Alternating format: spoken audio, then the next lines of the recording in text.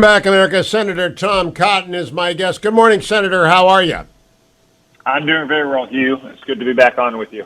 I was surprised to learn that Asa Hutchinson, your governor of the great state of Arkansas, is running for president. It came out of nowhere. I did not know that. Well, Hugh, it's only August of the midterm election year, so I think it's a little early for anyone to be thinking seriously about running for president when we have a critical election in front of us. I'm reminded of my old drill sergeant who during basic rifle marksmanship used to remind us to focus on the 25-meter target. You got 300-meter targets out there, but the 25-meter target is the one right in front of you and the one most urgent. And that 25-meter target is the midterm election. We're going to win back the Congress and win back the Senate. Got a lot of important primaries tonight that will produce a lot of Republicans who are going to be the next senators from states that we're going to win this fall. So that's where I'm going to keep my focus on, and we'll deal with future elections in the future. All right, Senator Cotton, yesterday a racist on MSNBC or the day before attacked Herschel Walker as being the kind of Negro, I'm using his words, that Republicans like who takes orders. That kind of racist dirt, Herschel answered with a very kind and generous response. You know Georgia very well. You know the South very well. Does that stuff fly anymore, that Uncle Tom nonsense and actually vindictive, mean, evil stuff from MSNBC's crazier left wing? No, Hugh, it does not, except in urban liberal provinces like MSNBC and fancy prestigious universities and corporate boardrooms where they obsess about race all the time, and they do in fact count by race and discriminate based on race. And some of the people who face the toughest and most prejudicial treatment are racial minorities who dare to break from the liberal orthodoxy. You see that with Clarence Thomas, for instance. You've seen it with Tim Scott. Now you're seeing it with Herschel Walker. I'm not surprised that he responded in a magnanimous and gracious way because he is a magnanimous and gracious man, and that's why he's going to beat Raphael Warnock. He's going to help us stop the Biden agenda, and that's probably just going to generate more of these insane attacks against him. But I know that he's got what it takes to see it through to the end. Okay, Senator, I just wanted to give that chance. Now let's turn to reconciliation, to the poorly named Inflation Reduction Act, which is not about inflation, reduces nothing. It actually raises taxes and spending, and isn't an action, it's a retreat by Senator Manchin, a collapse, actually. If you get Senator Sinema, if they get Senator Sinema to go along, or if you get Senator Sinema to become a Republican or stop this nonsense, nightmare, actually, it'll fail. But if it doesn't, it goes to Vote-A-Rama.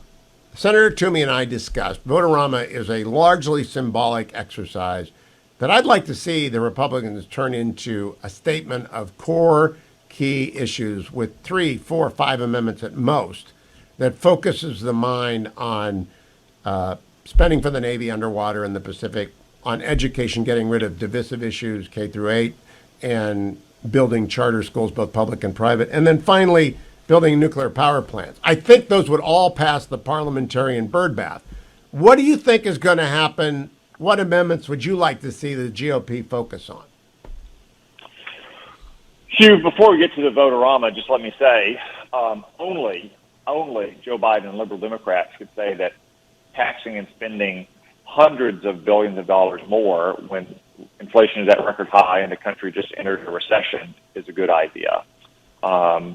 I'm not sure why Joe Manchin flip-flopped on his position. I haven't had a chance to talk to him about it, but the 700-page bill was probably the longest suicide note in the history of West Virginia.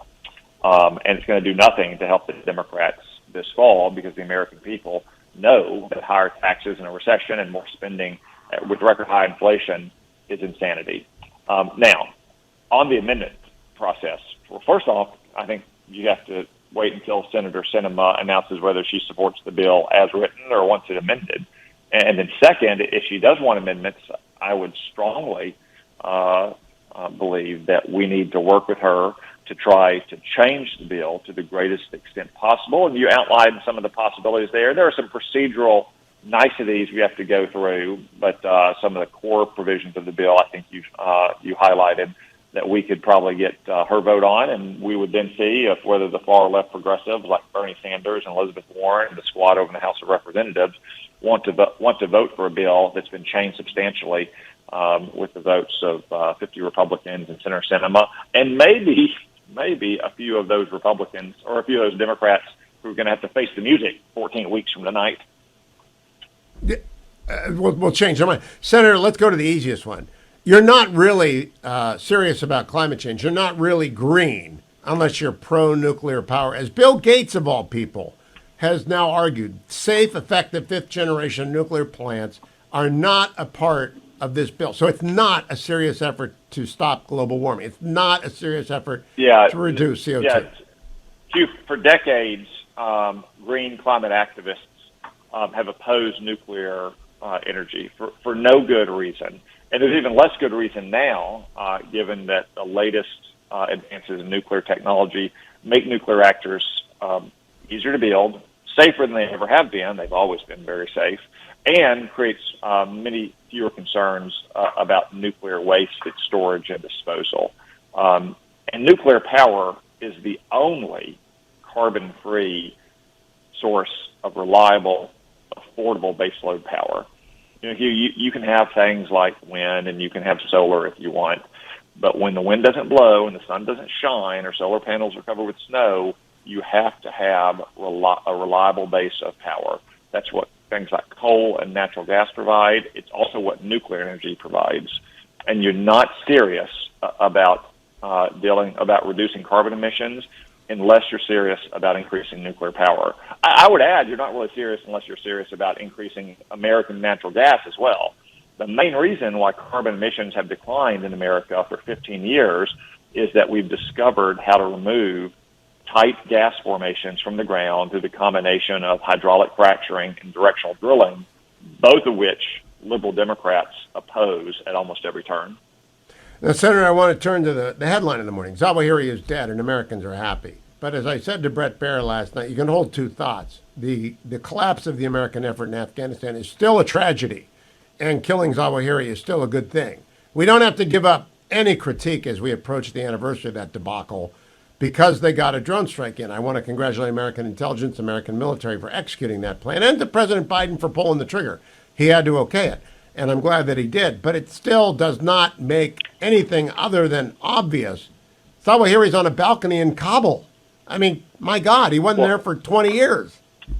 Hugh, I think that last point is the key point, and it just proves out what you and I and so many others said a year ago during the Afghanistan fiasco, is that the Taliban had no intention of breaking ties with its terrorist partners.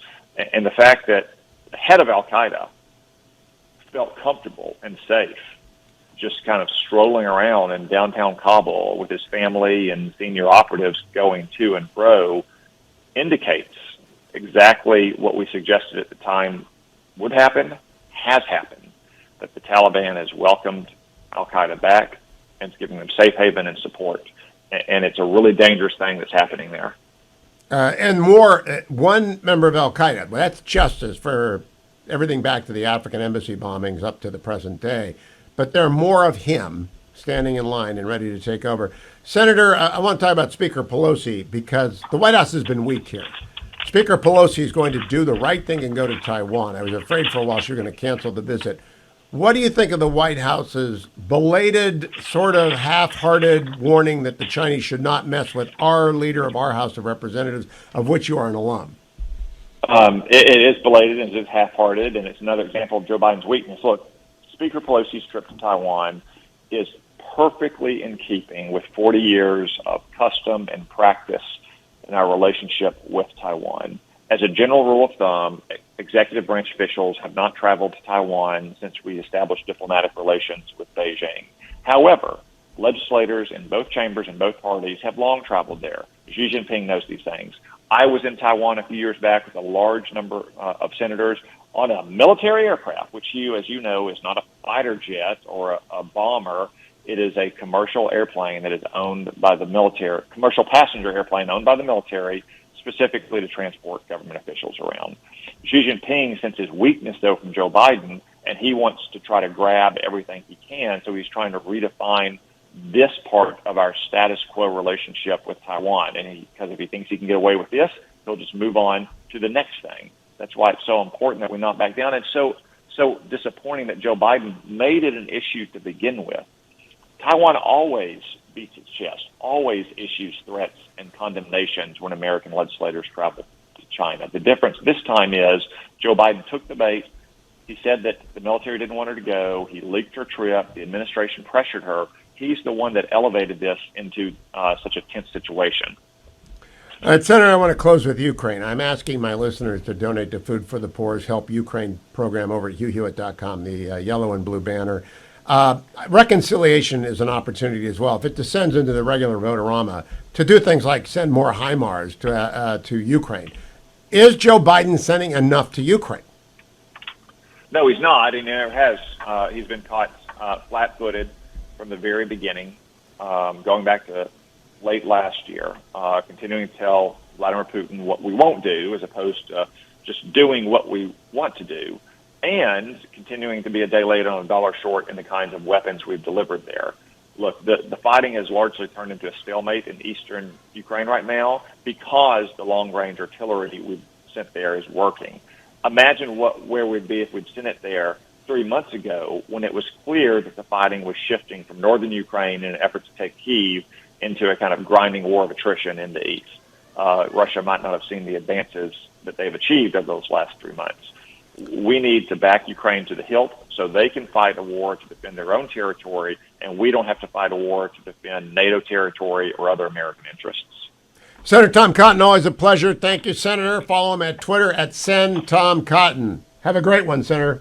Good luck with Voterama. I really hope they don't waste the opportunity that Voterama presents to focus and execute.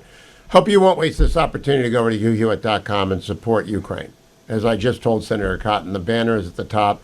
Hundreds of you have already stepped forward. Some of you sending the widow's mite. That was one of the emails we got.